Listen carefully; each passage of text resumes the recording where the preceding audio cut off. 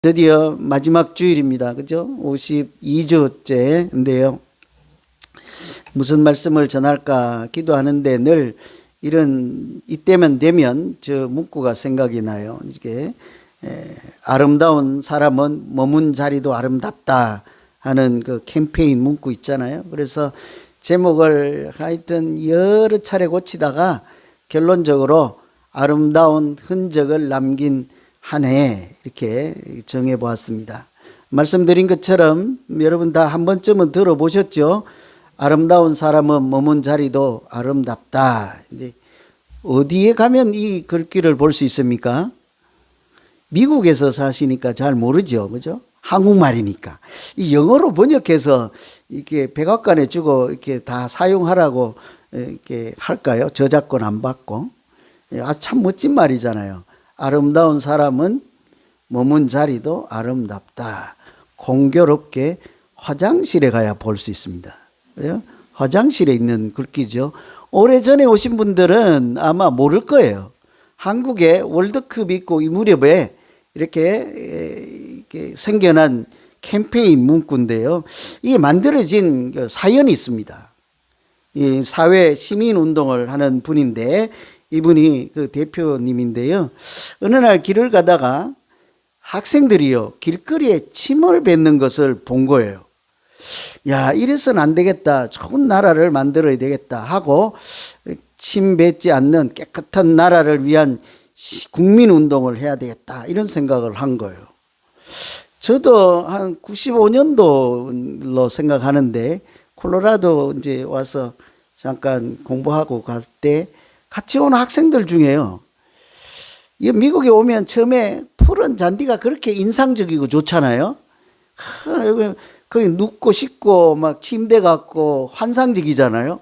근데 얘기를 하다가 쉬는 시간에 나가서 담배를 피우다가 다 피우고는 이제 교실 들어가야 되는데 팅 날려요. 담배꽁초. 어디에 떨어지겠어요? 그 딱 푸른 그 잔디밭에 참 솜털 같은 녹색이지만 연기 나는 담배꽁초가 떨어지는 걸 보면 다른 사람 모르겠어. 저는 아주 안 좋더라고. 예. 그래서 제가 몰래 주워다가 버리기도 하고 했는데 아마 이분도 학생들이 길거리에 침을 뱉는 거 보고 뭐 그냥 지나갈 수 있는 일이잖아요. 그죠? 그런데도 이래서는 안 되겠다. 국민운동까지 생각을 하고 사람들이 모인 자리에서 회의석상에서 얘기를 했더니 다른 분들이 하는 말이 길거리가 문제가 아니고 화장실은 더 난리다. 화장실이 더 급하다. 그래서 이제 양보를 해서 화장실에다가요, 깨끗하게 사용하세요 하고 문구를 붙였더니 뭐라고 답을 했겠습니까? 사람들이. 너나 잘하세요 하고 그 옆에다 바로 그냥 낙서로 적어 놓는 거예요. 깨끗하게 사용하세요. 니나 잘해. 이렇게 된 거예요.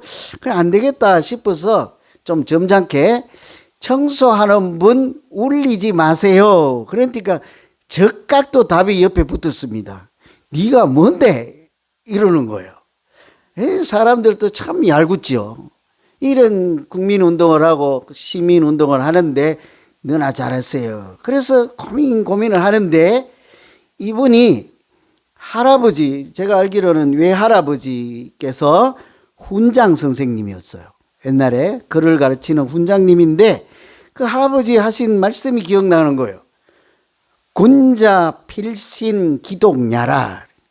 기독이 나오니까 기독교 이런 거 아니고 한문이에요. 군자 필신 기독야. 쉬워요. 여기 딱 한자만 알면 돼요. 신자. 삼갈신. 군자는 군자고 필은 반드시니까 군자는 반드시 삼가야 한다. 기독야는 혼자 있을 때 이런 얘기거든요. 무릇 군자라고 하는 그런 정도의 사람이라면 혼자 있을 때 자기를 살피고 삼가한다 이런 얘기죠. 그것을 이분이 해석할 때는 홀로 있을 때 아름다운 것이 참으로 아름다운 것이다 이렇게 해석을 한 거예요.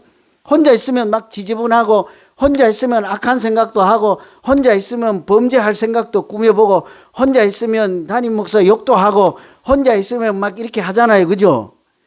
그런 것을 혼자 있어도 안 할 수 있을 만한 그런 사람이 성장하고 성숙한 사람, 군자다운 사람, 이런 얘기인 거예요. 그래서 이것을 이분이 이렇게 의역을 해서 혼자 있을 때 아름다움이 정말 아름다움이다. 우리 믿는 사람들도요, 이런 얘기를 하잖아요. 아무도 보지 않을 때에 내 모습이 진짜 내 모습이다 그러죠. 아무도 보지 않을 때 기도하는 것이 진짜예요. 보는 때 와서 기도하는 것, 시장에 나가서 하는 것은 남보라고 하는 얘기죠. 그럴 수 있다는 얘기예요. 아무도 보지 않을 때 하나님 잘 믿는 사람이 제대로 된 믿음이지 않겠어요? 누가 안 봐도. 그래서 우리는 군자 필신 기독냐라고 하지 않고 그것을 코람데오 이러잖아요. 예수 믿는 사람들의 번역으로 하면 이것이 코람데오인 거예요. 하나님 앞에서 내가 어디에 있든지 혼자 있든지 항상 나와 하나님이 같이 계셔서 하나님 앞에서 살아가는 중, 이걸 한문으로 번역하면 군자 필신 기독냐인 거죠. 그래서 이분이 이 글귀를 생각하고요, 이렇게 캠페인 문구로 만든 것이 아름다운 사람은 머문 자리도 아름답다 해서 화장실에 세 번째로 탁 도전장을 밀고 붙였네요. 답이 없습니다. 사람들이 감동을 받고 화장실에 갔다가 눈물 흘리는 사람도 있고 저처럼 화장실에 갔다가 인생을 돌아보기도 하고 그런 거예요. 여러분, 화장터에도 화장실은 있을 거 아니에요. 상주들을 위해서, 조문 간 사람들 위해서. 근데 거기 갔다가 이렇게 장례를 마치거나 조문을 왔다가 이렇게 지친 몸을 이끌고 화장실에 갔는데, 생리 현상 때문에 갔는데 보니까 아름다운 사람은 머문 자리도 아름답다. 상주들이 거기서 다시 울지요. 우리 어머니께서, 우리 아버지께서, 우리 스승님께서 그렇게 아름다운 자리를, 아름다운 추억을 나게 남기시고 이렇게 아직 이런 나이에 이렇게 먼저 가셨다 하는 그런 마음 때문에 얼마나 많은 사람들이 자기를 돌아보고 눈물을 감추고 했겠어요. 그래서 이거는 화장실을 깨끗하게 사용하세요 차원이 안 되는 거예요. 이제는 이 정도 되면 자기 인생을 돌아보죠. 어떻게 살아가야 할까를 생각하고 너나 잘했어요 이런 대답이 돌아오지 않고, 대학 교수님이 그걸 보고요, 나도 제자들에게 좋은 스승으로, 가족들에게는 더 좋은 아버지로, 이웃에게 더 좋은 이웃으로 남고 싶습니다. 이런 대답이 이제 돌아온 거죠. 올 한 해 우리가 한 해를 보내는 마지막 시간이잖아요. 저는 그래서 늘 이때가 되면, 오늘은 공교롭게 이 제목으로 말씀을 전합니다만 여러분들하고 나누지 않더라도 늘 그런 생각이 들어요. 올 한 해 내가 머물러 지나온 자리에 참 아름다운 흔적이 좀 남았을까? 아니면 상처만 남겨두고 또 내년으로 넘어가고는 있지 않을까? 뭐 올 한 해뿐만이 아니라 인생 전체를 살고 나서 사람들이 저 사람 지나간 자리가 참 아름답다라고 한 명이라도 그렇게 말해줄 수 있는 사람으로 살아야 하지 않을까, 그런 고민들을 할 때가 있죠. 바로 오늘 같은 날이죠. 우리 365일을 하나님이 주신 귀한 시간으로 잘 은혜로 이렇게 살아오지 않았습니까? 이런 때가 되면 누구나 다 그런 생각을 할 수 있는데요, 오늘 우리가 읽은 말씀이 바로 사도 바울이 이렇게 자기의 지난 날을 돌아보고 앞날을 다른 사람에게 부탁하면서 이렇게 나눈 말씀이잖아요.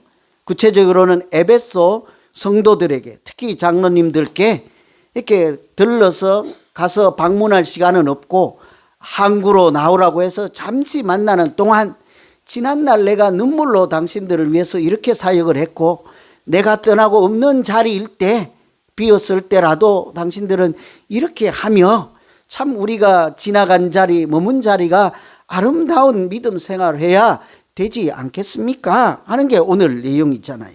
그래서 오늘 우리는 인생 전체가 아니더라도 한 해를 마무리하고 내년을 보내는 마당에 한 해를 한번 돌아보고 또 내년을 어떻게 살아야 될까? 어떻게 우리가 지나가는 자리, 머문 자리가 아름답게 할 수 있을까? 하나님은 그렇게 우리가 살아갈 수 있도록 어떻게 도우실까 하는 차원으로 말씀을 보시면 되겠습니다. 하나님은요, 우리가 정성으로 마음을 다해서 보살피면 그 보살피는 자리가 아름답게 하실 줄로 믿습니다. 잘 섬기고 보살피잖아요. 그럼 우리는 한 일은 보살피고 섬기는데 하나님은 그것이 흔적이 남게 한다고요. 아름다운 추억이 되게 하시고 아름다운 기억이 남게 한다고요. 오늘 28절에 보시면 자기를 위하여 또는 양떼를 위하여 삼가라 이러죠. 군자 필신 기독냐하고 같아요. 삼가라 이러잖아요. 그리고는 성령이 그들 가운데 여러분을 감독자로 삼고 하나님이 자기 피로 사신 교회를 보살피게 하였느니라. 왜 삼가라고 하죠? 왜 혼자 있을 때 이렇게 삼가라고 합니까? 하나님이 우리에게 기대하시고 바라는 으뜸 가는 일은 다른 사람들을 보살피게 하셨느니라죠. 우리 각자를 하나님이 잘 살게 하시고 은혜를 채워주시고 지금까지 인도하신 것은 나를 통해서 다른 양떼를 하나님이 맡기시고 사랑하는 양떼를 잘 보살필 수 있도록 여기까지 마지막 날까지 오늘 한 해를 올 한 해를 이 순간까지 은혜로 살게 하신 줄로 믿습니다. 잘 다른 사람 보살피려고요. 하나님이 우리를 향해서 바라시는 기대요 원하시는 일이죠. 여러분 아시는 대로 예수님께서 부활하신 다음에 요한을 찾아가서 묻잖아요. 네가 나를 사랑하느냐? 그러니까 예스 하니까 뭐래요? 그럼 됐다. 계속 사랑해라. 이러지 않는다고요. 나도 너 사랑해. 이러지 않는다고요. 뭐래요? 네가 나를 사랑하느냐? 그러니까 내 양떼를 보살펴라 하죠. 양떼를 먹여라. 무려 3번이나요. 네가 정말 나를 사랑하느냐? 내 양떼를 먹이라. 보살피라. 양떼를 치라 이러잖아요. 이게 하나님이 관심사죠. 그래서 하나님께서 우리를 볼 때는요, 보살핌을 당하지 못하는 사람들을 보면 항상 하시는 말씀이 목자 이런 양떼 같다고 하고 긍휼을 얘기하시잖아요. 그들을 보면 안타까워 하신다고요. 그래서 우리 중에 목자 없는 양같이 길 잃은 양처럼 하나님의 돌봄을 받지 못하는 사람이 있어서는 안 되지 않겠습니까? 우리 스스로의 문제가 아니라 하나님이 그것을 보시고 안타깝게 생각하시고 우리에게 첫 번째로 돌봄이 있기를 원하시니까 말이죠. 그래서 하나님께서 우리가 잘 돌보시면요, 그곳에 아름다운 흔적이 남게 하신다고요. 뭐 억지로 우기는 것이 아니라 헨리 나우엔도 여러분 아시잖아요. 돌봄의 영성이라고 하는 책이 있어요. 그 영성에 보면 이런 얘기를 해요. 돌봄이란 무엇인가 잘 설명하는데요. 돌봄이라고 하는 것은 돌보는 사람과 돌봄을 받는 사람이 내적 치유와 해방과 변화를 경험하는 기회다 이랬어요.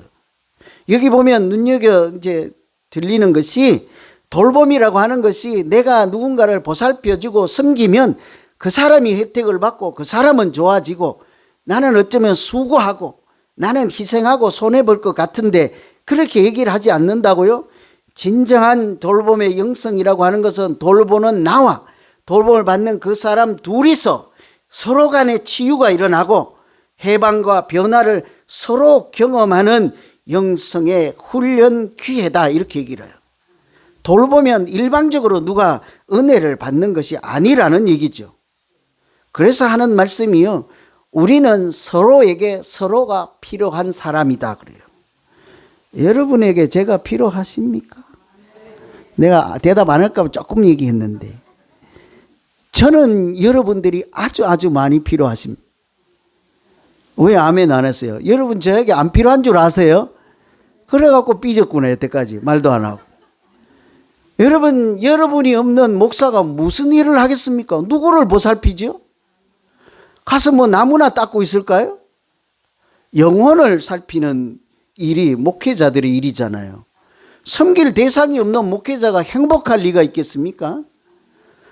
여러분 아마 뭐 목자가 없고 담임 목사가 없으면 마음대로들 하고 전부 자기 주장대로들 해서 좋긴 하겠다만요.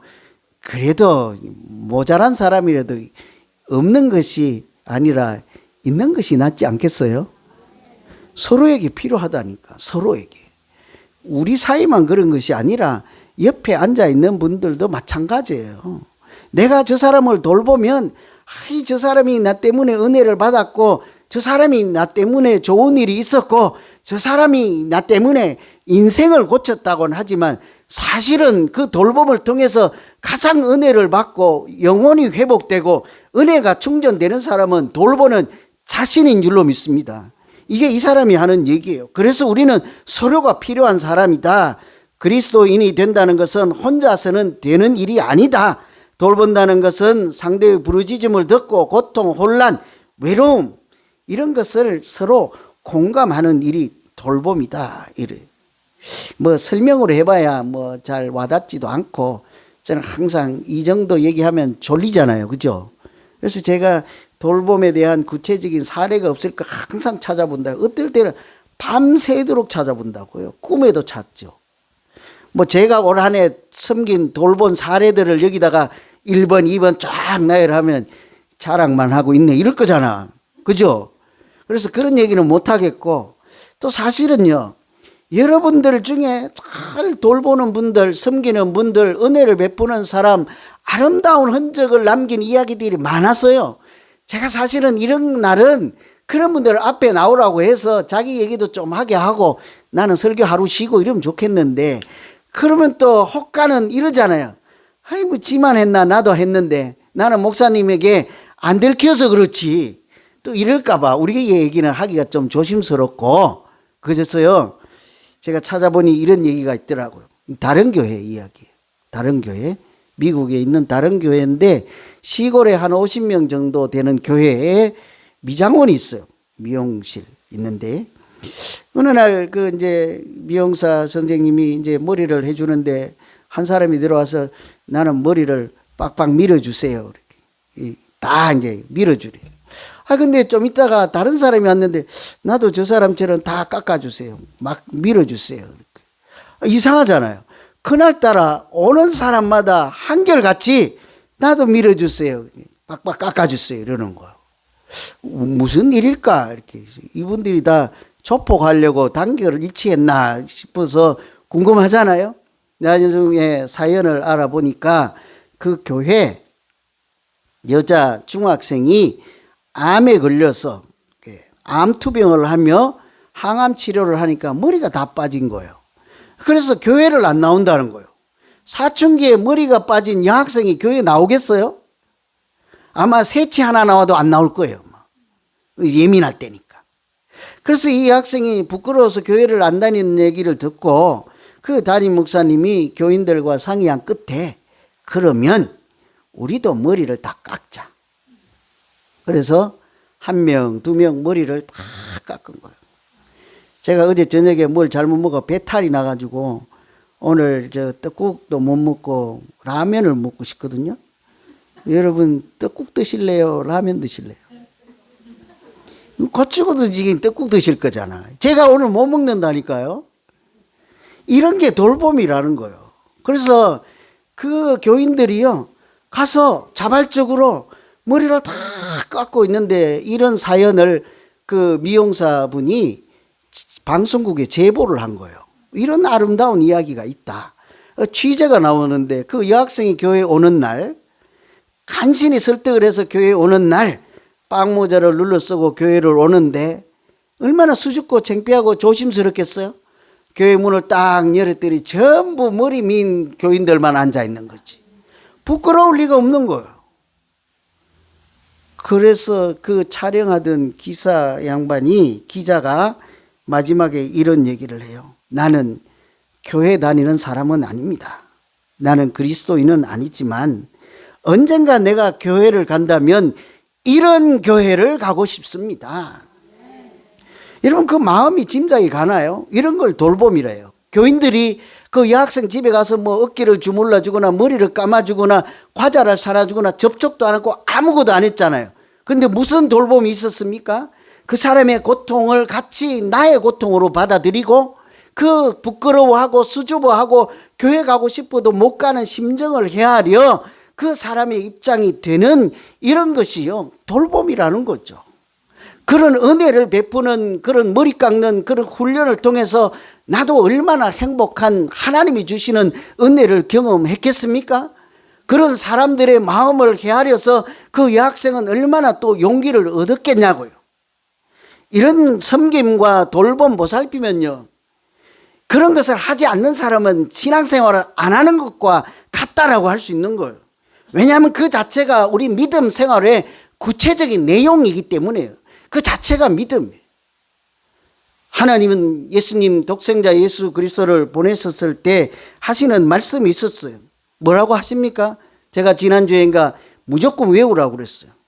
마가복음 10장 45절 절수까지 외워서 인자가 온 것은 섬김을 받으려 함이 아니라 도리어 섬기려 하고 자기 목숨을 많은 사람들의 대속물로 주려 하심이라.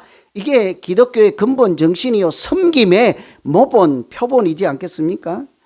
그래서 큰 돌봄을 통해서 하나님은 그 교회의 아름다운 이야기를 만들어내시고 또 그 섬기고 또 받는 사람 모두에게 아름다운 추억을 만들어 주시고 세월이 지나가도 그 여학생의 그 마음속에 아름다운 흔적으로 남아있지 않겠습니까?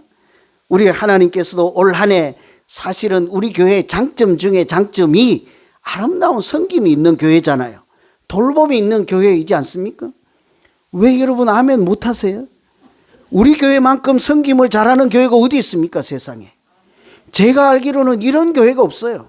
멀리 있는 친척이나 자손들 아들 딸보다 임종을 앞두고 있는 사람들을 자기 피부치보다 더 내가 오늘 천국에 가는 출발하는 그 심정으로 옆에 있어주고 같은 시간을 보내고 병원에 입원했을 때나 배가 고플 때나 눈물을 흘릴 때나 자녀 일로 고민할 때나 우리 성도들만큼 같이 아파하고 같이 신음하고 같이 기도하는 교회가 세상에 어디 있습니까?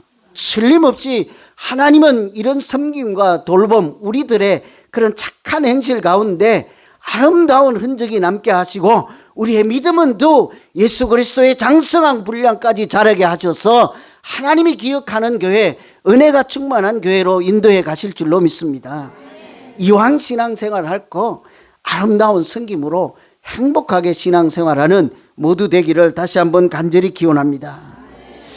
이 하나님이 아름다운 흔적을 남길 때요, 돌봄뿐만 아니라 우리가 열심으로 베풀면요, 그 자체가 아름다운 이야기가 되지요. 오늘 35절에 보면 약한 사람을 돕고 주 예수께서 친히 말씀하신 바 주는 것이 받는 것보다 복이 있다 하심을 기억하여야 할지니라. 그렇죠. 여러분 들어보셨어요? 주는 것이 받는 것보다 복이 있다. 제가 반대로 해볼게요. 받는 것이 주는 것보다 복이 있다. 아멘. 왜 안 하세요? 어느 것이 성경의 말씀이고 예수님 말씀이에요? 나는 항상 헷갈려요. 주는 것이 받는 것보다 복이 있다. 아닌가? 받는 것이 주는 것보다 복이 있다. 어느 것이 맞습니까, 여러분? 근데 우리가 어느 구절에 아멘을 해야 될지 몰라서 주저하는 것처럼 세상 사람들도요, 이렇게 주면 손해가 보고 주면 망하고 주면 실패를 한다고 생각해요. 그래서 세상 사람들의 그 생각을 연구하기 위해서 실제로 애덤 그랜트라는 교수님이요, 정말 이것이 예수님의 말씀, 주는 것이 받는 것보다 복이 있다는 것이 주님 하신 말씀이므로 진리일 거 아니에요. 이것이 진리일까 하고 이렇게 연구를 해서 사례 분석을 했는데요, 결론은 이렇습니다. 주는 사람들이 어렵게 사는 사람들도 있습니다. 하도 퍼줘가지고. 그러나 주는 사람들이 훨씬 잘 살고 잘된 사람들이 훨씬 더 많습니다. 이 결론이에요. 그러면서 한마디 붙이기를, 앞으로의 세상은 주는 사람, 남에게 베푸는 사람들이 성공할 가능성이 훨씬 더 높다. 이 결론이에요. 베푸는 사람이 인생을 윤택하게 살고 행복하게 살 수 있는 기술도 터득하고 자기도 아름다운 흔적을 남기며 살 수 있지 않겠어요? 베푸는 사람들이. 그래서 이게 오늘 주는 것이 받는 것보다 복이 있다 하는 우리가 이런 믿음 생활을 하면 하나님은 우리가 그렇게 사는 현장에서요 틀림없이 아름다운 흔적이 남게 하시고 또 어떤 추억이 이렇게 만들어지게 할 것입니다. 뭐 강요하는 것 같아서 더 이상 하면 주무실 것 같고 해서 제가 학생 이야기 하나 해드릴게요. 학생. 이 학교에 가면 교목이 있잖아요. 학교에서 일하시는 목사님을 교목이라고 그래요. 병원에 가면 병원에서 원목이라고 그래요. 제 친구도 교목이 있어요. 저도 미션 스쿨 나왔으니까 교목이 있고 일주일에 그 목사님 통해서 성경이 정규 수업 시간에 성경 배웠어요. 그래서 그때도 하이스쿨이 미션이니까. 근데 그런 교목 목사님이 계신데 하루는 학생이 찾아온 거예요. 목사님, 제가 토벽이 있어서 어머니께도 아버지께도 말씀을 못 드리고 친구들에게도 털어놓을 수 없고 너무 괴롭습니다. 훔치는 버릇이. 다른 사람을 훔치면 짜릿하잖아요. 한번 해보실래요? 목양실에 가면 오늘 이쁜 거 하나 있는데 한번 훔쳐봐요. 짜릿할걸요. 병이잖아요. 병. 병입니다. 이렇게 그 훔치는 순간에 이제 인격 결핍이 돼서 그것으로 자기의 다른 것을 채우고 잠시 잠깐 짜릿한 거죠. 그러고 나서는 또 후회를 하는 거죠. 병이에요. 이제 그래서 이 학생이 너무 내가 이것을 씻고 싶은데 씻을 버릴 수도 없고 너무너무 괴롭습니다 하고 목사님께 털어놨어요. 뭐라고 할까요? 예끼 이놈. 학교 공부하러 오는 학생이 앞날이 창창한 젊은이가 그래서는 쓰겠는가? 다시는 그런 짓 하지 말고 착하게 살게. 그랬으면 되겠는데 목사님 그렇게 안 하고요. 앞으로 훔치지 않으려고 도둑질 하지 않으려고 애쓰지 말고, 도둑질 하라는 얘기랑 같잖아요. 도둑질 하지 않으려고 애쓰지 말고 다른 사람에게 자꾸 주는 것을 연습해보라. 베푸는 훈련을 해보라. 그래서 이제 돌려보냈네요.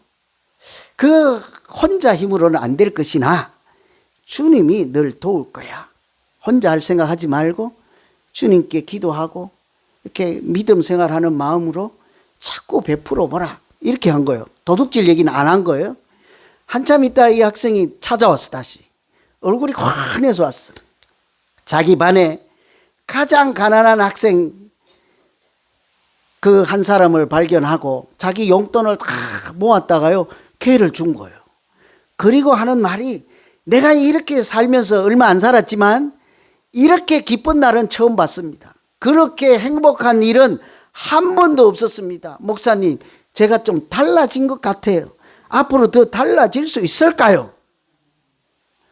여러분, 우리가 뭘 안 하려고 하는 것이 아니라 자꾸 베풀다 보면요, 하나님이 주시는 선한 마음이 우리 가슴에 충만해지고 하나님이 주신 은혜가 충만해지고 예수님의 마음이 충만해 주셔서 우리 마음이 저절로 성령으로 인해서 빛이 나고 하나님 얼굴같이 모세처럼 영광의 빛이 나게 될 줄로 믿습니다.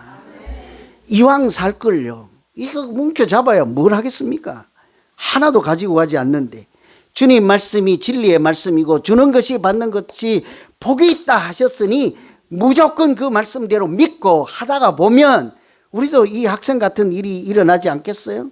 여러분은 십자가를 흔히 사람들이 말하기를 세상을 품으려고 벌리신 하나님의 두 팔, 하나님의 가슴이다 그래요. 십자가에만 두 팔이 있고 하나님만 두 팔이 있는 것이 아니라 우리에게도 두 팔이 있잖아요.